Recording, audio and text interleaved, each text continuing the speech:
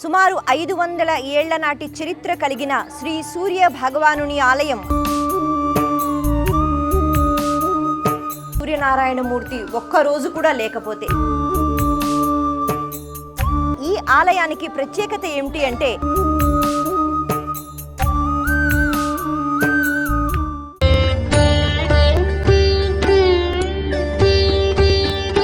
భక్తివన్ ప్రేక్షకులకు నమస్కారం. మీ అందరికీ రథసప్తమి శుభాకాంక్షలు. ప్రస్తుతానికి నేను స్వయంభూగా వెలిసిన సుమారు 500 ఏళ్ల నాటి చరిత్ర కలిగిన శ్రీ సూర్య భగవానుని ఆలయం, అలాగే ఇక్కడ గజలక్ష్మీదేవి అనుగ్రహం కూడా మనం పొందుతాము. అటువంటి స్వయంభూ సూర్య భగవానుని ఆలయం రాంబాగ్ అత్తాపూర్లో ఉన్నాను. మరి కాసేపట్లోనే లోపలికి వెళ్ళి స్వామివారి యొక్క దర్శనం మనం చేసుకుందాం. రథసప్తమి అన్న వెంటనే సూర్యోపాసన, సూర్య ఆరాధన మనకి గుర్తుకు వస్తుంది. ఈరోజు విశేషంగా సూర్య భగవానుడికి అర్ఘ్యమిచ్చి, సూర్య భగవానుడికి ఆయన నమస్కార ప్రియుడు కాబట్టి మనస్ఫూర్తిగా భక్తి శ్రద్ధలతో నమస్కారం చేసుకుంటూ, సూర్యోపాసన చేసుకుంటూ సూర్యుని యొక్క అనుగ్రహాన్ని మనం అందరం పొందుతూ ఉంటాం. అయితే ఇక్కడ ఉన్న ఈ ఆలయానికి ఎన్నో ప్రత్యేకతలు ఉన్నాయి. మనం చూస్తున్నాము, గోపురం ఏదైతే ఉందో ఆ గోపురం స్వయంభుగా అది శ్రీచక్రం ఆకారంలో ఉంటుంది. అంటే సాధారణంగా ఏ ఆలయానికి అయినా మనం మంటపంలోనో లేకపోతే విగ్రహ ప్రతిష్ఠ జరిగేటప్పుడు ఆ విగ్రహం కింద శ్రీచక్రం అన్నది చూస్తూ ఉంటాం, లేకపోతే ఒక యంత్ర రూపంలో అక్కడ పూజలు చేస్తూ ఉంటారు. కానీ ఇక్కడ ఈ ఆలయానికి ప్రత్యేకత ఏమిటి అంటే ఇంకెక్కడా లేని విధంగా ఇక్కడ గోపురమే శ్రీచక్రంగా నిలిచి ఉంది. కాబట్టి ఆ శ్రీచక్ర దర్శనం అందరం కూడా చేసుకోవచ్చు.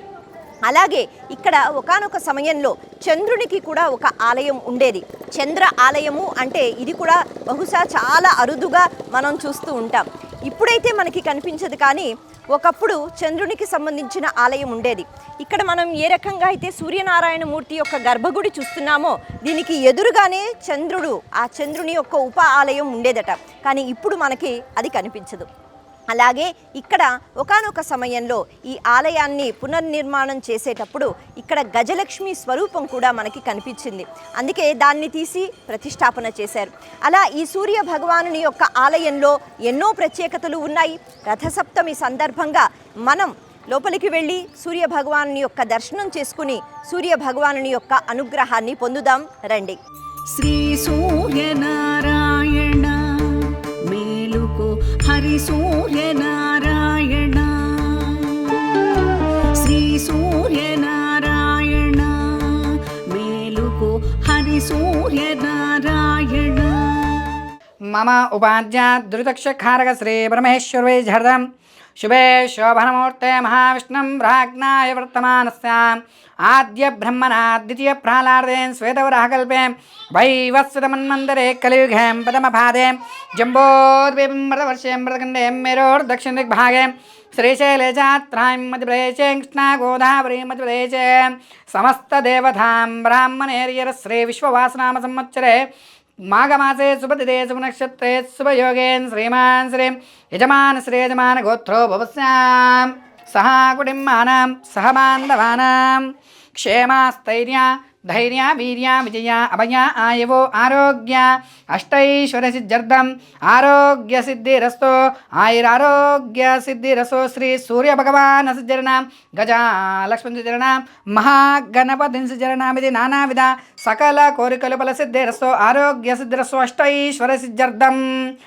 మంగళం భగవాన్ విష్ణుం మంగళం మధుసూదనం మంగళం పునరేకాక్షం మంగళం గరుడధ్వజాం యావచ్చ చంద్రచ్చ సూర్యోచ్చాం యావచ్చిష్టదిమేదినే యావచ్చ సంతతం శ్రీరస్తో సమస్త స్త్రీ సమంగళాని భవంతం నిత్య శ్రీరస్తో నిత్య సమంగళాని భవంతం. ఓం శాంతి శాంతి శాంతి. మంగళాశాసన పరే ప్రేం జనాజ్యమే శ్రీ సూర్య భగవానుని మా సాయాస్తు మంగళం. పొడుస్తూ భానుడు పొన్న పువ్వు ఛాయ, పొన్న పువ్వు మీద పొగడ పువ్వు ఛాయ, శ్రీ సూర్యనారాయణ మేలుకో. భక్తివన్ ప్రేక్షకులకు నమస్కారం. ప్రస్తుతానికి నేను స్వయంభూ శ్రీ సూర్య భగవానుడు గజలక్ష్మి దేవాలయం అత్తాపూర్ రాంబాగ్లో ఉన్నాను. ఈ విశేషం మనకి తెలుసు, నేటి విశేషం రథసప్తమి. మరి రథసప్తమి సందర్భంగా సూర్య ఆరాధన అన్నది మనకి కనిపిస్తూనే ఉంటుంది. మరి సూర్యుడు అంటే ప్రత్యక్ష నారాయణుడు. సూర్య భగవానుడికి ప్రాణశక్తి అది కిరణాల రూపంలో ప్రసరింప చేయటం వచ్చు. కాబట్టి స్వయంగా శ్రీ మహావిష్ణువే సూర్యుని రూపంలో ప్రాణశక్తిని జీవకోటికి అందిస్తూ ఉంటాడు తన కిరణాల రూపం ద్వారా. అయితే అటువంటి సూర్యనారాయణమూర్తి ఒక్కరోజు కూడా లేకపోతే, కాస్తసేపు కూడా లేకపోతే అసలు జీవితం లేకపోతే మనుగడ అన్నది లేదు అనే చెప్పుకోవాలి. అటువంటి ప్రాణశక్తి కిరణాలలో నింపుకున్న స్వయంగా శ్రీ మహావిష్ణువు యొక్క ప్రత్యక్ష రూపమే సూర్య భగవానుడు. అందుకే ఆయన్ని ప్రత్యక్ష నారాయణుడు అంటారు. మనం మన కళ్ళతో ప్రతిరోజు నారాయణుని చూసుకోవచ్చు అనమాట. అలాగే కాకుండా ఒక తేజస్సు, ఒక శక్తి, దాంతోపాటు ఆరోగ్యాన్ని కూడా సూర్యనారాయణమూర్తి మనకి ఇస్తాడు. ఈ విషయం మనందరికీ తెలుసు. అందుకే సూర్యనారాయణ ఆరాధన, సూర్య భగవాను యొక్క ఆరాధన చక్కని ఆరోగ్యాన్ని మనకి ఇస్తుంది.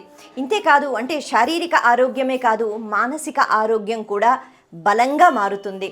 అంతేకాకుండా ఈ సూర్య భగవానుణ్ణి ప్రసన్నం చేసుకోవడానికి చాలా తేలికైన మార్గం ఒకటి ఉంది. అదేంటి అంటే సూర్యుడు నమస్కార ప్రియుడు అని అంటారు. అంటే కేవలం భక్తి శ్రద్ధలతో ఒక నమస్కారం చేసుకుంటే సూర్య భగవానుడు ప్రసన్నమవుతాడు, చక్కని ఆశీస్సులు ఇస్తాడు.